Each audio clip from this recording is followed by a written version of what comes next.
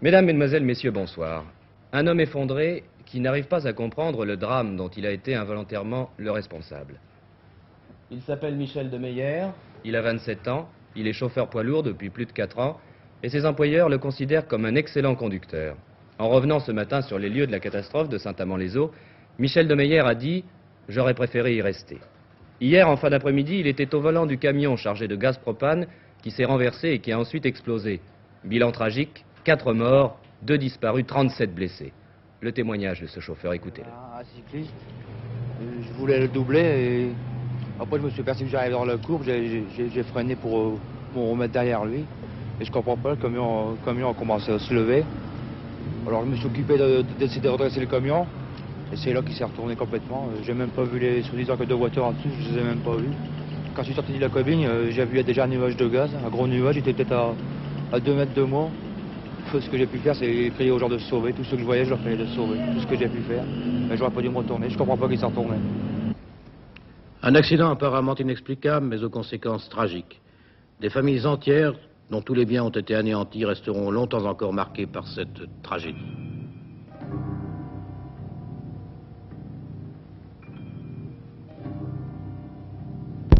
J'ai d'abord entendu un bruit formidable. J'ai dit à mon mari, il y a encore un camion qui rentre dans le mur. Ça fait déjà un camion qui est arrivé. Puis alors, aussitôt, un drôle de bruit continu. J'ai dit, puis alors, une vapeur blanche, des autos qui étaient arrêtées, qui ont essayé de reculer, mais qui n'ont pas pu. Puis alors, mon mari, je vais aller voir par là, c'est certainement encore un fossé de chez mes parents. Et quand je suis arrivée dans le jardin là derrière, il y avait ma mère qui s'est amenée, elle me dit, vite, vite, il faut se sauver, il y a quelque chose qui va exploser. Et en effet, ma mère a été brûlée à la main, mon père est brûlé dans le cou.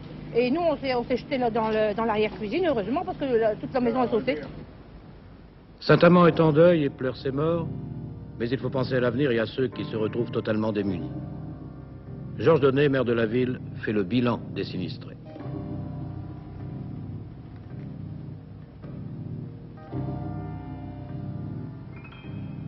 Ça représente 13 maisons totalement détruites. Et autant qui sont dans un état tel que vraisemblablement la moitié d'entre elles devront être détruites également. Alors quelles mesures d'urgence avez-vous prises? Les mesures d'urgence en l'état actuel des choses, du budget municipal nous allons faire disons un geste, parce que pour réparer le préjudice subi par ces braves gens, évidemment ça dépasse et de loin de nos possibilités, vous n'en doutez pas. Nous allons faire un geste dès cet après-midi. D'abord il y a un problème de relogement. Et là nous nous y activons d'une manière très sérieuse, de manière à ce que dans les jours qui viennent, toutes les familles soient relogées. Sur le plan matériel, sur le plan financier, le geste sera fait également cet après-midi. Et puis également toujours dans une espèce de cadre philanthropique en quelque sorte. Ce n'est pas la première fois qu'un camion-citerne transportant des produits dangereux provoque une catastrophe en traversant une ville. Souvenez-vous par exemple de l'accident de Martelange en Belgique il y a quelques années. Là aussi, un camion chargé de gaz liquide avait explosé en mettant le feu à une station-service. Il y avait eu 7 morts et 24 blessés. Alors que peut-on faire pour prévenir ce type d'accident? Il existe une réglementation, mais il semble bien qu'elle ne soit pas suffisante. Dans chaque cabine, une fiche technique rappelle au conducteur les mesures à prendre en cas d'accident. À l'arrière de la citerne, un numéro répercute cette fiche et indique le produit transporté. Ce sont 2 exemples de la réglementation des transports des matières dangereuses. Réglementation qui est l'objet chaque année d'une remise à jour et qui a bien du mal à concilier à la fois la sécurité et les exigences économiques. Ainsi, alors que la vitesse sera relevée pour les autres poids lourds, pour les matières dangereuses, elle reste limitée à 60 km/h. Certains axes routiers, tels portions d'autoroute, passages souterrains, leur sont aussi interdits. Chaque année, les citernes doivent subir une visite au service des mines. Visite où résistance de la citerne et dispositifs d'écoulement sont soumis à des tests. Enfin, une formation spéciale, souvent longue et coûteuse, est donnée aux chauffeurs routiers.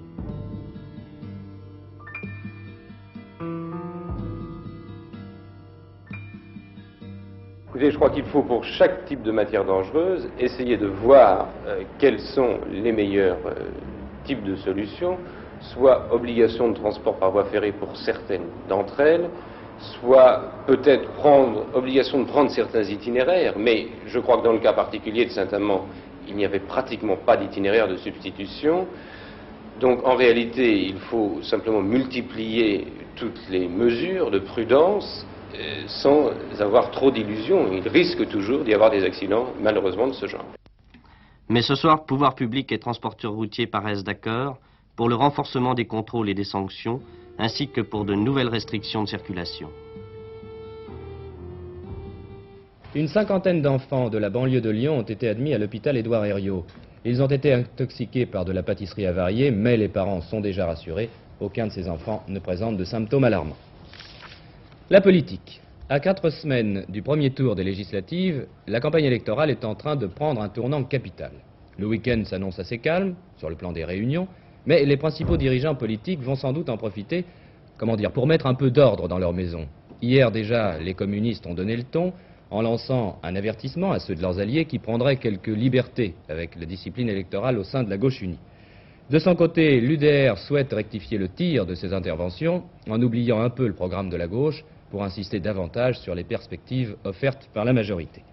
Et puis il y a ce nouveau sondage réalisé par Publimétrie et publié ce matin par le journal L'Aurore, un sondage que les différents mouvements politiques vont certainement éplucher pendant le week-end.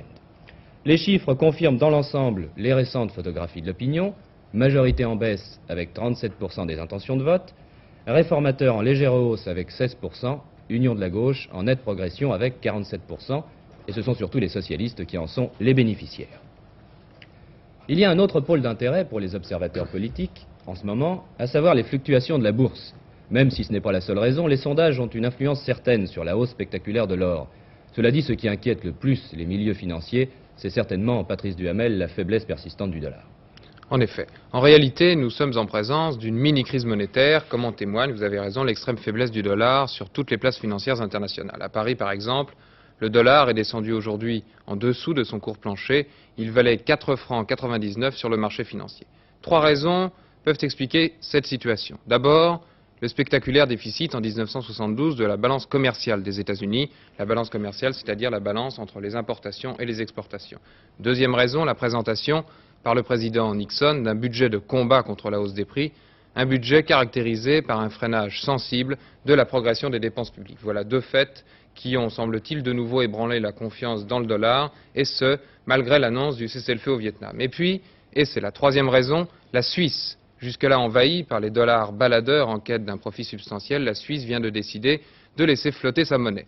Ne pouvant plus espérer de gros bénéfices en Suisse, les détenteurs de ces dollars se sont donc rabattus sur les autres places européennes, en Belgique, aux Pays-Bas, en France et surtout en Allemagne. Face à ce nouvel assaut spéculatif, la Banque fédérale allemande a dû aujourd'hui acheter 400 millions de dollars pour éviter que la monnaie américaine ne tombe trop bas. Et selon certains milieux financiers, les Allemands pourraient, pour se protéger de la spéculation, instituer, à l'image de la France, un double marché d'échange. Je vous interromps une seconde, Patrice Duhamel. J'apprends à l'instant que le cabinet ouest-allemand a décidé de tenir une réunion extraordinaire ce soir, de façon précisément à trouver des mesures pour enrayer l'afflux massif de dollars, et je vous laisse poursuivre. Bien. Donc nous verrons cela ce soir, sûrement au cours de 24 heures dernières, et en tout cas dans nos éditions de demain. Je vous disais également, et vous aviez raison de le souligner, que cette mini-crise s'accompagnait, comme d'habitude, par une nouvelle hausse record de l'or. L'or qui reste la valeur refuge des petits épargnants à l'occasion de chaque vague spéculative. Et à Paris, ce mouvement a été aujourd'hui amplifié par le sondage de l'Aurore dont on vous parlait à l'instant, sondage qui indique une poussée de la gauche. Record à Paris pour le Napoléon à 89 francs 20, record pour la Rente Pinet à 211 francs 70 et record historique pour le lingot d'un kilo d'or qui a crevé le plafond des 11 000 francs. Les places financières sont maintenant fermées pendant 2 jours. Il faudra donc attendre lundi pour savoir si cette vague de spéculation n'est qu'une nouvelle preuve de l'équilibre instable du système monétaire international ou si, au contraire, elle marque le début d'une crise plus grave. Et puis, il faut donc attendre la réunion extraordinaire de ce cabinet ouest-allemand. Nous en saurons plus certainement au cours de la soirée. Suite de l'affaire Concorde, après la Paname et la TWA, on apprend seulement aujourd'hui que la compagnie belge Sabena aurait également renoncé dès septembre dernier à ses 2 options sur le supersonique franco-britannique. On attend toutefois une confirmation qui n'a pas encore été donnée au siège de la Sabena à Bruxelles, mais on connaît les difficultés financières qui auraient motivé le refus de cette compagnie. Dès hier soir, M. Gallet, le ministre des Transports, a engagé un nouveau pari sur l'avenir de Concorde. M. Gallet admet qu'il faudra ralentir le rythme de la production des appareils, mais il affirme qu'il y aura suffisamment de travail pour les employés de l'aérospatiale jusqu'au milieu de l'année prochaine. Et à ce moment-là, selon le ministre, la commercialisation de Concorde ne posera plus de véritables problèmes. En attendant, les délégués du comité central d'entreprise de l'aérospatiale ont demandé à être reçus par le président Ziegler pour obtenir certaines assurances. Je vous propose d'ailleurs d'écouter l'un de ces délégués. Pour nous, Concorde se situe à un point de non-retour. La recherche, les études, l'avance technologique incontestable, les résultats obtenus, l'effort financier consenti font qu'il serait impensable d'abandonner une réalisation qui se situe dans l'exploitation du domaine du vol commercial supersonique de demain. Nous sommes convaincus que lorsque les Concorde d'Air France et de BOAC atterriront sur les aérodromes mondiaux, et en particulier des États-Unis, les compagnies des pays concernés se trouveront dans l'obligation d'équiper leur flotte de ces mêmes appareils. Dans l'immédiat, compte tenu des glissements de programme, qu'ils soient techniques ou commerciaux, notre souci reste le maintien du plein emploi, que ce soit à l'échelon de l'usine, de la région ou de notre industrie. Déçus par le désistement de la Paname et de la TWA, les techniciens français ont eu aujourd'hui une consolation. L'administration de l'aviation civile américaine vient de commander des radars de fabrication française. Plus précisément, il a été décidé aux États-Unis de moderniser les contrôles d'aérodromes. Et la firme qui a été chargée de cette opération, la General Dynamics, s'est adressée à la Thomson CSA. Il est vrai que les radars de la Thomson sont considérés actuellement comme les plus perfectionnés dans le monde, et d'ores et déjà les Américains ont passé commande de 37 de ces radars, ce qui représente un marché de 18 millions de dollars, à peu près 90 millions de nos francs. C'est un instrument de ce type que vous voyez en ce moment sur ces images, qui va être vendu donc aux Américains, et il est actuellement en service à Orly. À la veille de la fête du Tet, le nouvel an vietnamien, le ton est à l'optimisme à Saigon. Le président Thieu a désigné l'ambassadeur Phan Dang Lam pour prendre contact avec des représentants du Viet Cong à Paris. Le président Thieu a annoncé en effet que les autorités sud-vietnamiennes engageront des négociations politiques avec le GRP à Paris au plus tard le 6 février. Sur le terrain, l'accalmie semble se confirmer, les incidents sont moins fréquents et la politique commence peu à peu à prendre le relais. Pour la première fois aujourd'hui, la Commission de contrôle international a envoyé des observateurs dans plusieurs villes du Sud-Vietnam afin d'y préparer leur prochaine installation. On prépare également le déminage de tous les ports du Nord-Vietnam. Les Américains sont déjà à pied d'œuvre, 5000 hommes, 25 navires et une quarantaine d'hélicoptères s'entraînent déjà aux Philippines et le long des côtes indochinoises pour une opération qui durera certainement très longtemps. C'était le 9 mai dernier, les Américains donnaient 48 heures à tous les navires pour quitter les ports du Nord-Vietnam. Car passé ce délai, c'est-à-dire passé le 11 mai, toutes les mines larguées par les avions de la 7e flotte seraient amorcées. Au total, plusieurs centaines d'engins sont mouillés depuis cette date dans les eaux du Nord-Vietnam. Des mines de fond classiques, semblables à celles-ci pour interdire le passage des gros bâtiments, mais aussi comme celle-ci des bombes sous-marines plus légères, pour interdire cette fois le trafic des jonques et des sampans sur les rivières du Nord-Vietnam. Il faut préciser aussi que cette opération de minage a été facilitée par la configuration géographique des côtes du Nord-Vietnam et pour le blocus d'Haiphong par exemple, par l'obligation pour les navires d'emprunter un chenal long et difficile.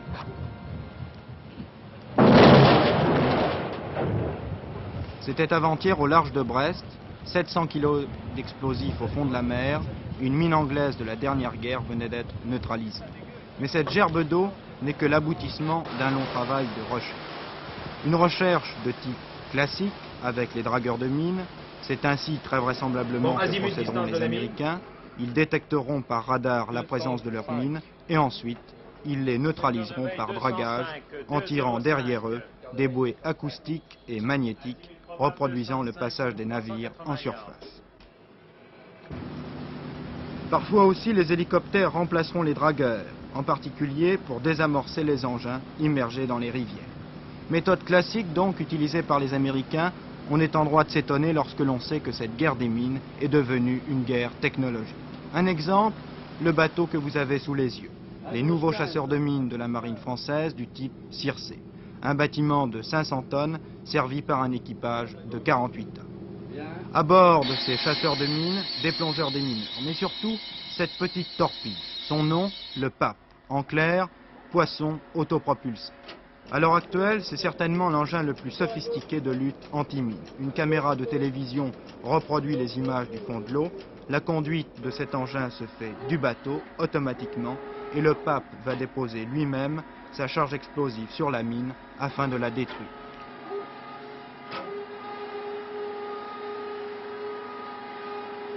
« 130 mines ont été ainsi détruites de cette manière en 1972. Mais d'autres chiffres donneront une meilleure idée de la difficulté de cette lutte contre les mines. Au cours de la dernière guerre, plus de 10 000 mines ont été mouillées au large des côtes françaises. Il en reste aujourd'hui, en 1973, plus de 7 000 au fond de la mer.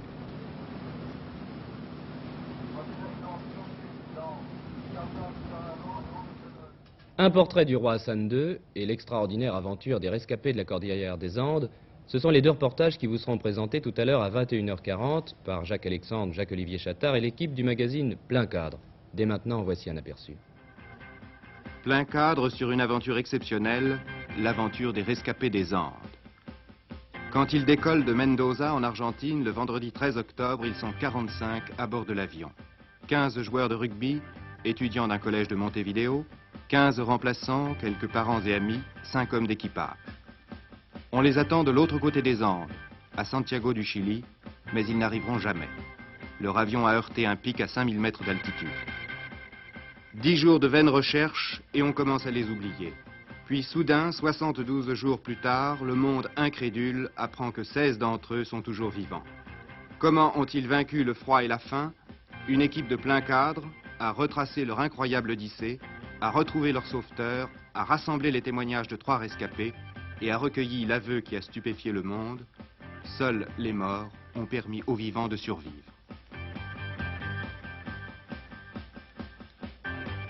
Un roi face à lui-même, Sa Majesté Hassan II, souverain du Maroc, l'homme qui a échappé aux attentats de Skirat et du Boeing. Dans les palais de Fès et de Rabat, dans ses fonctions officielles, en famille ou pendant des moments de détente, le roi évoque devant les caméras de Plein Cadre sa conception de la monarchie, son rôle, ses aspirations, ses responsabilités. L'amitié est une chose nécessaire. Un homme qui n'a pas d'amis n'est pas un homme. Et je préfère encore, personnellement, être victime d'une amitié plutôt que d'être l'assassin d'une amitié. Je préfère que...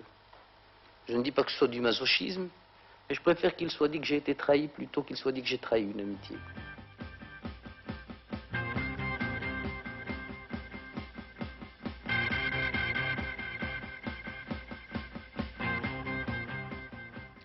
Paul VI a nommé ce matin 30 nouveaux cardinaux, ce qui porte à 145 membres l'effectif du Sacré Collège. Ce sont ces cardinaux, plus exactement ceux qui ont moins de 80 ans, qui élisent le pape. 2 Français parmi les nouveaux promus, Monseigneur Paul Philippe, dominicain, secrétaire de la Congrégation pour la doctrine de la foi au Vatican, et aussi Monseigneur Jean Guyot, l'archevêque de Toulouse. Il y a désormais 12 cardinaux français, dont 8 peuvent participer à l'élection du pape. Le terme n'est pas très joli, mais les hiérarques vont peut-être venir se joindre aux énarques dont vous connaissez déjà la réputation. Toujours est-il qu'après Lille et Lyon, Nantes a désormais son institut régional d'administration.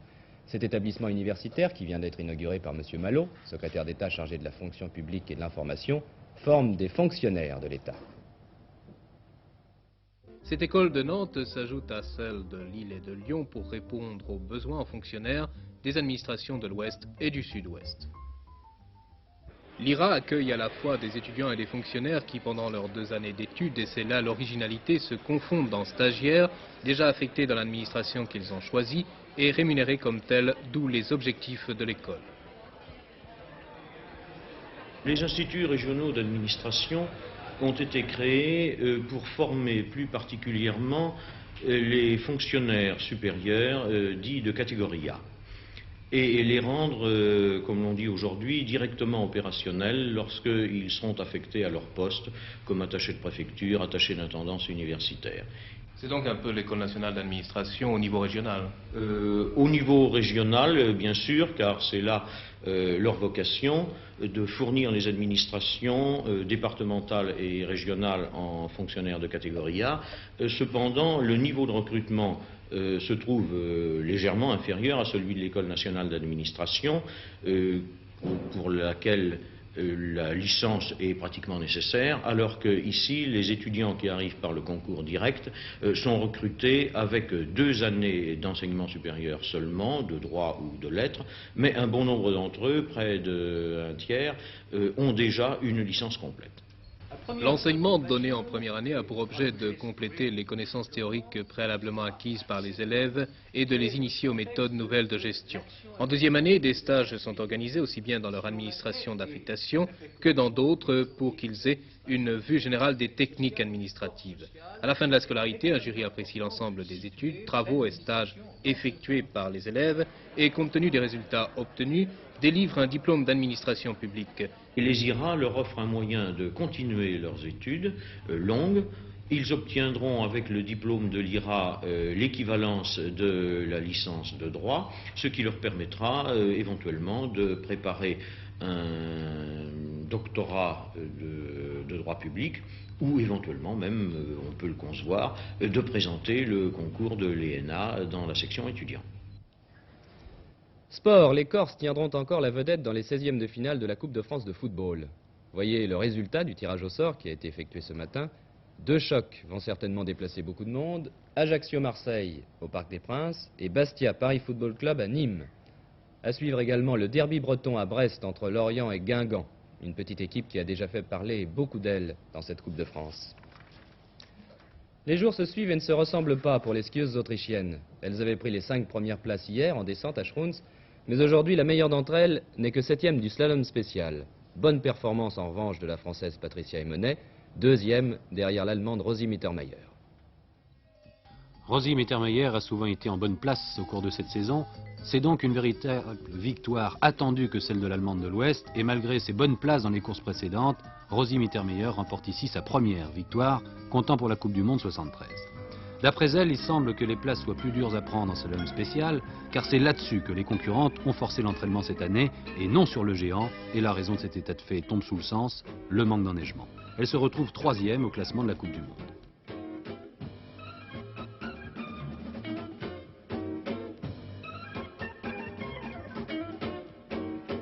Et maintenant, nous voyons la jeune Française Patricia Emonet, qui s'était classée 6e à la suite de la première manche, et elle a malgré tout réussi l'exploit de se classer seconde, derrière l'Allemande de l'Ouest. Les conditions de course, comme vous pouvez le constater, ne sont pas satisfaisantes. Le brouillard a considérablement gêné les concurrentes, au point qu'on ait remarqué que Patricia Emonet avait une position curieuse en milieu de parcours.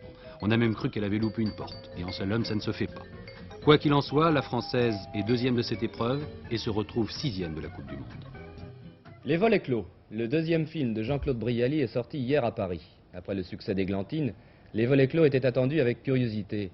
Ce film raconte la vie quotidienne d'une maison dite accueillante dans un petit port vers les années 30. Mais le côté un peu scabreux du sujet s'estompe derrière la tendresse et la poésie du scénario et des personnages de Brialy.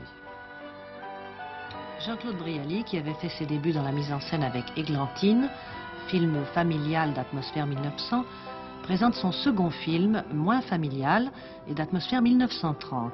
Il se déroule dans une maison Cela s'appelle Les volets clos.